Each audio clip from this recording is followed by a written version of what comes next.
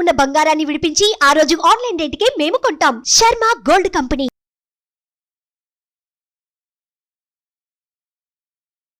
నమస్తే, welcome to Suman TV. నేను మీ యామ్ని. ప్రస్తుతం మనతో ఉన్నారు ప్రముఖ ఆధ్యాత్మికవేత్త, ప్రముఖ జ్యోతిష వాస్తు పండితులు మనతో సూర్యనారాయణ శర్మ గారు ఉన్నారు. వారితో మాట్లాడదాం. నమస్కారం గురుగారు. నమస్కారం అమ్మ, శుభం బియాదు. గురుగారు, ఈ నెలలో అసలు మకర రాశి వారికి అంటే ఏ విధంగా ఉంటుంది, వీరికి సంబంధించిన పరిహారాలు? మకర రాశిలో మనకి ఏంటంటే ఆల్మోస్ట్ బుధుడు ప్లస్ రవి యొక్క ప్రభావం కనిపిస్తుంది. అదొక పాజిటివ్ సైన్ చెప్పచ్చు. ద్వితీయంలో శనీశ్వరుడు కూర్చున్నట్టు ఏళ్ళనాటి శని ప్రభావం కనిపిస్తుంది, అది నెగిటివ్ అని చెప్తాం. తృతీయంలో రాహు, విక్రమస్థానం రాహు ఉన్నాడు, వాడు డైనమిక్గా స్టెప్స్ వేయమని చెప్తాడు. చతుర్థంలో గురువు ఉన్నాడు, చిన్న కొలెస్ట్రాల్ థైరాయిడ్ ఇవ్వడానికి ప్రయత్నం చేస్తాడు. అంటే పెద్దవాడైతే, చిన్నవాళ్ళకి ఉండదు అనుకోండి, పెద్ద వయసులో ఉన్న వాళ్ళకి థైరాయిడ్ కొలెస్ట్రాల్ కనబడతాయి టెస్టులు చేసుకుంటే. అలాగే మకరానికి భాగ్యస్థానంలో కేతు ఉన్నాడు, కమ్యూనికేషన్ స్కిల్స్ బాగా ఇస్తాడు ఆ తిన్న వారి. అలాగే మనకి ఏంటంటే మకరానికి వ్యయం, ఖర్చు పెట్టే స్థలాల్లో శుక్రుడు ప్లస్ కూర్చుని ఉన్నాడు. వీళ్ళు విపరీతంగా ఖర్చు పెట్టిస్తారు. ఇది గ్రహాలు ఉన్న పరిస్థితి ఇలాగున్నాయి. అలానే ఇప్పుడు ఆర్థికంగా ఈ రాశి వారికి ఏ విధంగా ఉంటుందండి?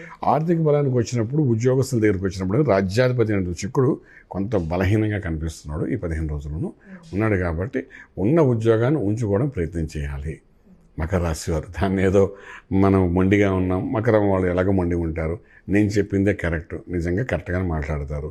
కరెక్ట్ మాట్లాడినప్పుడు ప్రతిసారి దాని మీద నిలబడి యుద్ధం చేయకూడదు. నేనే కరెక్ట్ యుద్ధం చేయ. ఒక్కొక్కసారి ఏంటంటే కరెక్ట్ అయినా ప్రశాంతంగా ఉండాలి, అప్పుడు మనం విజయం సాధిస్తాం. ఇక్కడ ఏంటంటే మకర రాశి వారు అనవసరంగా నేను టాలెంట్ ఉన్నవాడిని, నాకు అన్ని క్వాలిటీస్ ఉన్నాయి కదా అని కొత్త ఉద్యోగ ప్రయత్నాలు చేయకండి. ఈ 15 రోజులు అనుకూలంగా లేదు. అలా చేయడం అనేది ఉన్నది ఏదో స్వామి చెప్తారు కదా, ఉన్నది పోయే ఇంకేదో అంటుంటారు, మనం అనకూడదు పదాలు. అలాగే ఇది ఏదో వచ్చింది కదా అని అక్కడికి వెళ్తాం, ఈ ఉన్న ఉద్యోగం పోతుంది, అక్కడ ఏం కనిపించదు. సో అటువంటి ప్రయత్నాలు ఏం చేయండి. ఎవడైనా ఆఫర్స్ ఇస్తే కాము ఊరుకోండి. ఈ 15 రోజులు, నెక్స్ట్ 15 డేస్లో విల్ ప్లాన్. అలానే ఇప్పుడు వ్యాపారస్తుల కంటే ఏ విధంగా ఉంటుంది? ఒక దాంట్లో ఏమైనా పెట్టుబడి అది పెట్టకూడదమ్మా. ఇప్పుడు ఈ ఉద్యోగస్తులు అలాగో వ్యాపారస్తులు కూడా అదేమాట చేయి కాల్చుకోకండి. చాలామంది ఏం చేస్తారంటే ఒక వ్యాపారం నుండి ఇంకో వ్యాపారం మార్చడం ప్రయత్నం చేస్తారు. ఫర్ ఎగ్జాంపుల్, ఫిలిం ఇండస్ట్రీలో డబ్బు సంపాదించాడు ఒక హీరో అనుకోండి, ఇంత డబ్బు మనం ఏం చేసుకోవాలి, రియల్ ఎస్టేట్ పెడదాం అనుకుంటాడు. రియల్ ఎస్టేట్లో పెట్టిన డబ్బు అంతా వెళ్ళి బూడిది బాగా అవుతున్నాయి. సో ఈ 15 రోజుల్లో కానీ మీరు ఏం వ్యాపారం చేస్తున్నారో అది యాజ్ ఇట్ ఈజ్ రన్ అయ్యేటట్టు చూడండి. డబ్బులు రీఇన్వెస్ట్మెంట్ మాత్రం చేయకండి. వచ్చిన డబ్బులు వస్తే చాలరా అన్నట్టుగా ఉంటే సరిపోతుంది. అలానే ఇప్పుడు స్టాక్ మార్కెట్కి సంబంధించండి రాశి వారికి ఏ విధంగా ఉంటుందంటారు? స్టాక్ మార్కెట్స్ వాళ్ళేమో ఫుడ్ ఇండస్ట్రీ మీద కొంచెం ఇన్వెస్ట్మెంట్ ప్లాన్ చేయొచ్చు, క్రూడ్ ఆయిల్ మీద ప్లస్ స్క్రాప్ బిజినెస్ మీద ఇన్వెస్ట్మెంట్ ప్లాన్ చేసుకోవచ్చు, ఆటోమొబైల్స్ మీద. అది కూడా మ్యాక్సిమం 2-3% ప్రాఫిట్లో వెళ్తుంది తప్ప పెద్ద చెప్పుకోదగ్గ ప్రాఫిట్స్ ఇవ్వడం. అలానే ఇప్పుడు సినిమా పరిశ్రమకి సంబంధించండి ఈ రాశి వారికి ఏ విధంగా ఉంటుంది? సినిమా పరిశ్రమలో ఉండేవాళ్ళు ఎవరంటే శని యొక్క ప్రభావం ఉంది కాబట్టి ప్రొడ్యూసర్స్ కంటే మనకు హీరోస్ హీరోయిన్స్కి వాళ్ళకి మాత్రం రావాల్సిన డబ్బులు వస్తాయి. Nothing to worry. వాళ్ళకి బుక్ చేసుకుంటారు కదా ముందుగా అడ్వాన్స్ ఇచ్చి. సో అటువంటివన్నీ వాళ్ళకి వస్తాయి, వాళ్ళకి వరీ అవ్వట్లేదు. ఫైనాన్షియలీ స్ట్రాంగ్ అవుతారు. ఇది ఫైనాన్షియలీ వీక్ ఎవరెవరంటే ప్రొడ్యూసర్స్ అవుతారు. కారణం ఏంటంటే ఈరోజు హీరో గారితో బుక్ చేసుకుందాని ముందుకు వెళ్తారు, ఆయనకి ఇవ్వాల్సిన డబ్బులు ఇస్తారు.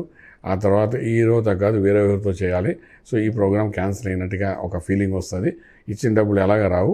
ఆ హీరో గారితో మొహమాటం కోసం నేను నెక్స్ట్ మూవీస్ ఏమంటే దానికి అడ్వాన్స్ అనుకోండి, ఈ మూవీలో మీరు ఉండంటే ఇలాంటి కన్ఫ్యూజన్ చేస్తూ ఇబ్బంది జరుగుతుంది. కాబట్టి ఈ 15 రోజులు ప్రొడ్యూసర్స్ జేబులో డబ్బులు తీయకండి, జాగ్రత్తగా ఆలోచించండి, పాత బాకీలు తీర్చండి, కొత్త వాటికి మాత్రం ఇనిషియేట్ చేయకండి. అలానే ఇప్పుడు రాజకీయ నాయకుల కంటే వీళ్ళకి ఏ విధంగా ఉంటుంది? రాజకీయ రంగంలో ఉండే వాళ్ళకి ఏంటంటే ఒక ప్లానింగు, ఒక ప్రజలకు సంబంధించిన సంక్షేమ కార్యక్రమాల గురించి చెప్పుకుంటూ వెళ్తారమ్మా, మంచి గౌరవం పెరగడానికి. సో ఏ సంక్షేమ కార్యక్రమం నుంచి మీరు మాట్లాడడానికి వెళ్ళినా కూడా దాని యొక్క ఫలితం అనేది జీరోలా కనబడుతుంది. అంతే ఎదురు దెబ్బలు తినే అవకాశం ఉంటుంది, ఎదురు మాట తినే అవకాశం ఉంటుంది. అంచేత 15 రోజులు ప్రజల్లోకి వెళ్ళకుండా కెమెరా ముందు, ఇప్పుడు నేను కూర్చొని మాట్లాడినట్టుగా కెమెరా ముందు డైలాగులు కొట్టని పర్వాలేదు, కానీ ప్రజల దగ్గరికి వెళ్ళారు అంటే ఖచ్చితంగా ఏ పార్టీ అయినప్పటికీ కూడా మాట అంటే గ్రహాన్ని బట్టి చెప్తున్నాం, అంటే రాశిని బట్టి చెప్తున్నాం కదా, వాటి వల్ల కొంత అవమానపడే అవకాశం అయితే కనిపిస్తూ చెప్పగలుగుతాం. అలానే ఇప్పుడు వివాహ ప్రయత్నాలు చేస్తున్న వాళ్ళకి కానీ వైఫ్ అండ్ హస్బెండ్ రిలేషన్షిప్ అనేది అసలు ఏ విధంగా ఉంటుంది? ఇక్కడ కుజుడు యొక్క తత్వం, రవి యొక్క తత్వం కూడా 2-6వ తారీఖున మొదలవుతాయి అక్కడ. సో అక్కడ నుండి డిస్టర్బెన్స్గా ఉంటాయి. మ్యారేజ్ ప్రయత్నాల్లో కూడా అంత పాజిటివ్గా లేదు. అలాగే వైఫ్ అండ్ హస్బెండ్ విషయంలో కూడా ఇనిషియేటివ్ గొడవ మనతోనే మొదలవుతుంది. అది మగవాళ్ళు అంటే మకర రాశి వారు మగవాళ్ళైతే భర్తతోని, మకర రాశి వారు ఆడవాళ్ళైతే భార్యతోని. సో వీళ్ళతోనే మొదలవుతుంది కాబట్టి డెఫినెట్గా దాన్ని ఇనిషియేట్ చేయడానికి మెడిటేషన్ చేయడం చాలా అవసరం పడుతుంది. అగ్నితత్వం మనలో ఉంది కాబట్టి మనలో తప్పుల ముందు కరెక్షన్ చేసుకోవడం ప్రయత్నం చేయగలిగితే బాగుంటుంది. లేకపోతే ఇష్యూ విడాకుల వరకు కూడా వెళ్ళే అవకాశం ఉంటుంది చెప్పగలుగుతాం. అలానే ఈ రాశి వారికి అండి సంతానం పరంగా అసలు ఏ విధంగా ఉంటుందంటే? పంచమ భావంలో ఎటువంటి దోషాలు లేదమ్మా. సంతానం ద్వారా యోగము. ఏదైనా ఇన్వెస్ట్మెంట్ ప్లాన్ చేయాలి పిల్లల ద్వారా చేయించడం ప్రయత్నించండి. మీకు 7 నాటి శని కూడా కనెక్ట్ అయి ఉంది కాబట్టి డబ్బులు ఏమైనా ఉంటే అది పిల్లల ద్వారా ఇన్వెస్ట్మెంట్ చేయడం, పిల్లలకు గ్రోత్ కోసం వాడడం, మంచి పనులకు వాడడం. అదేంటంటే మళ్ళీ రికరింగ్ అయ్యేటట్టుగా ఏదైనా పిల్లల కోసం చేయగలిగితే చాలా బాగుంటుంది చెప్పగలుగుతాం. అలానే ఇప్పుడు విదేశాలకి వెళ్ళాలి అనుకుంటున్న వాళ్ళకి కానీ విదేశాల్లో ఉన్న వాళ్ళకండి రాశి వారికి అసలు ఏ విధంగా ఉంటుంది? కొంచెం కష్టకాలంగానే చెప్పవచ్చు విదేశాలు ఉన్న వాళ్ళకైనప్పటికీ కూడా. ఎందుకంటే స్ట్రెస్ ఎక్కువ ఉంటుంది. 7 నాటి శని ప్రభావం ఎక్కువ ఉంది కాబట్టి స్ట్రెస్ ఉంటుంది. డైనమిక్గా పని చేయాలనుకుంటారు. స్ట్రెస్తో కూడిన డైనమిక్ పని చేయాలి. దాని రెండింటికి వాళ్ళు రెడీ అవ్వగలిగితే మాత్రం కొంచెం పర్వాలేదు. ఏదైనా ఇనిషియేట్ చేసుకోకుండా ఉంటే బాగుంటుంది 15 రోజుల్లో. అది లేనిపోని ఎక్స్ట్రా స్ట్రెస్ తీసుకోకుండా ఉండాలి. అలానే ఈ రాశి వారికి లక్కీ నెంబర్ అంటే ఏంటండి? లక్కీ నెంబర్ మనకు ఇక్కడ చూసుకుంటే నెంబర్ 6 పాజిటివ్గా పనిచేస్తానమ్మా. బేస్డ్ ఆన్ దట్ ఏదైనా తీసుకోవాలంటే 6 నెంబర్ జూన్ పెట్టుకుని, అంటే మనం అన్నట్టు ఫిబ్రవరి 6వ తారీఖు బాగుంది డే 6 కాబట్టి అలా ప్లాన్ చేసుకుంటే సరిపోతుంది.